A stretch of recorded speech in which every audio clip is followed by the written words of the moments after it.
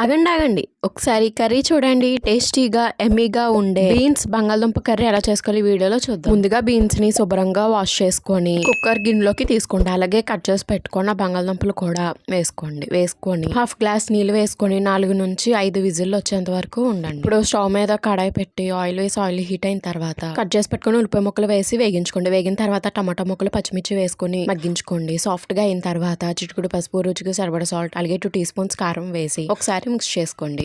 బాగా కలుపుకున్న తర్వాత అల్లం వెల్లుల్లి గరం మసాలా పేస్ట్ వేసుకొని వేగించుకోండి. పచ్చివాసన పోయేంత వరకు కలుపుకోండి. కుక్కర్ 4 విజిల్స్ అయిపోయిన తర్వాత గ్యాస్ ఆఫ్ చేసి ఆవిరి పోయిన తర్వాత లిడ్ ఓపెన్ చేసి ఉడికించిన బీన్స్ బంగాళదుంపల్ని కడాయిలోకి వేసుకొని ఒకసారి మిక్స్ చేసుకోండి. తర్వాత ఒక హాఫ్ గ్లాస్ నీళ్లు వేసుకోండి. ఒకసారి మిక్స్ చేసుకున్న తర్వాత లిడ్ పెట్టుకొని కూర దగ్గరగా అయ్యేంత వరకు ఉంచుకోండి. దగ్గరగా అయిన తర్వాత అలా కొత్తిమీర జల్లేసుకొని గ్యాస్ ఆఫ్ చేసి అంతేనండి, టేస్టీగా బంగాళదుంప బీన్స్ కర్రీ. ఆగండి సబ్స్క్రైబ్ చేసుకోండి.